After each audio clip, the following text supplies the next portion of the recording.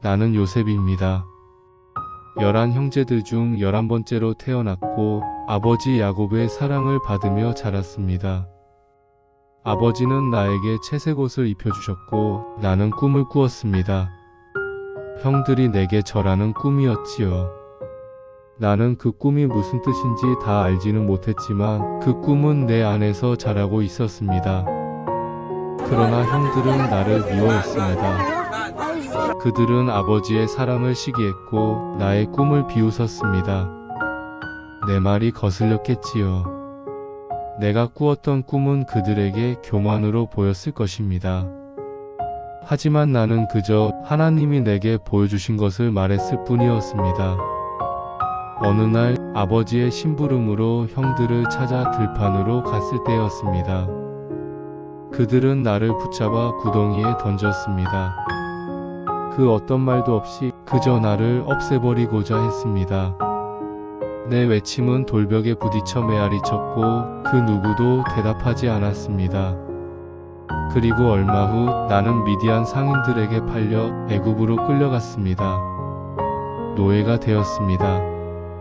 어린 나이에 가족에게 버림받고 낯선 언어와 낯선 풍습 속에서 나는 종의 삶을 시작했습니다. 억울했습니다. 두려웠습니다. 그러나 나는 원망하지 않으려 했습니다. 하나님이 계신다면 이 모든 일도 뜻이 있을 것이라 믿고 싶었습니다. 보디발의 집에서 나는 최선을 다했습니다. 주인의 신임을 얻게 되었고 그의 가정 전체를 관리하는 자리에까지 이르렀습니다. 그러나 보디발의 아내는 나를 유혹했고 나는 그 유혹을 뿌리쳤습니다. 나는 이렇게 말했습니다. 내가 어찌 이 큰 악을 행하여 하나님께 죄를 지으리까. 그러나 그 일로 인해 나는 누명을 쓰고 감옥에 갇히게 되었습니다.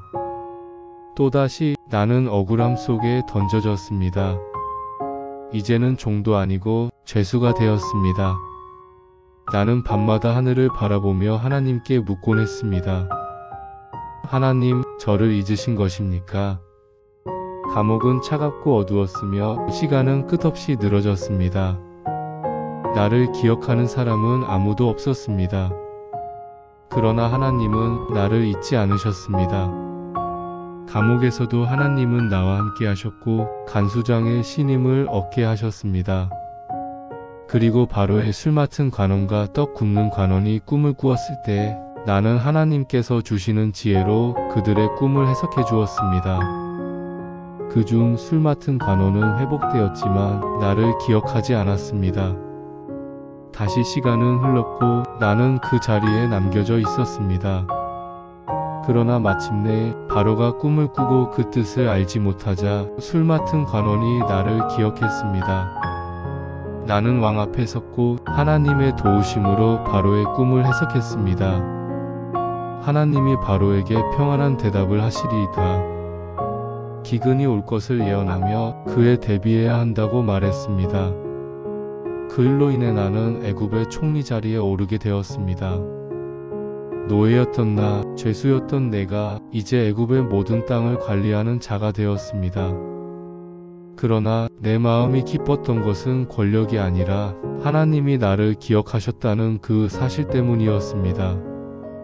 그 후 기근이 시작되었고 가나안에서도 굶주림이 심해졌습니다. 내 형들이 양식을 구하러 애굽에 왔습니다. 그들은 나를 알아보지 못했습니다. 그러나 나는 한눈에 그들이 형들이라는 것을 알았습니다. 그 순간 내 마음속에는 수많은 감정이 몰려왔습니다. 분노, 슬픔, 그리움, 그리고 무엇보다 하나님의 섭리에 대한 두려운 경외감이었습니다. 나는 그들을 시험했습니다. 그들의 마음이 변했는지 알고 싶었습니다. 내 동생 베냐민을 데려오게 했고 형들의 반응을 살폈습니다. 그리고 마침내 유다가 자기 목숨을 내어놓고 베냐민을 대신하려 할 때 나는 더 이상 숨길 수 없었습니다. 울음을 참지 못하고 형들 앞에 나를 드러냈습니다. 나는 당신들의 아우 요셉입니다. 당신들이 애굽에 팔았던 그 요셉입니다. 형들은 놀라 떨었지만 나는 그들을 정죄하지 않았습니다. 두려워 마소서. 하나님이 생명을 구원하시려고 나를 당신들보다 먼저 보내셨나이다. 나는 알았습니다. 이 모든 것이 하나님의 뜻이었다는 것을요.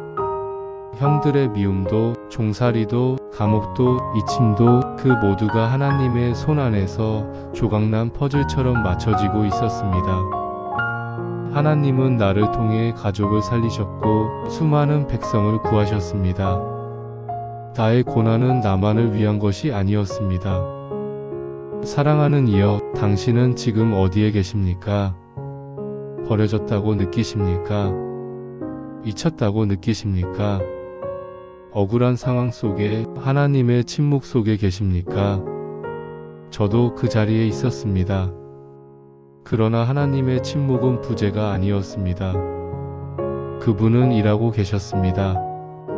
보이지 않아도, 들리지 않아도 하나님은 살아계셨습니다. 그리고 마침내 그분은 모든 것을 회복시키셨습니다. 당신들은 나를 해하려 하였으나 하나님은 그것을 선으로 바꾸사 오늘과 같이 많은 백성의 생명을 구원하게 하시려 하셨나이다. 창 5020. 나는 그 말씀을 내 삶으로 증거합니다. 그러니 부디 당신의 지금을 절망으로만 보지 마십시오. 하나님은 당신을 잊지 않으셨습니다. 그분은 당신의 눈물 속에서도 역사하시며 당신을 위해 가장 좋은 길을 예비하고 계십니다. 고난은 과정일 뿐 하나님의 계획은 실패하지 않습니다. 나는 요셉입니다. 하나님께서 나와 함께 하셨던 것처럼 지금도 당신과 함께 계시기를 기도합니다.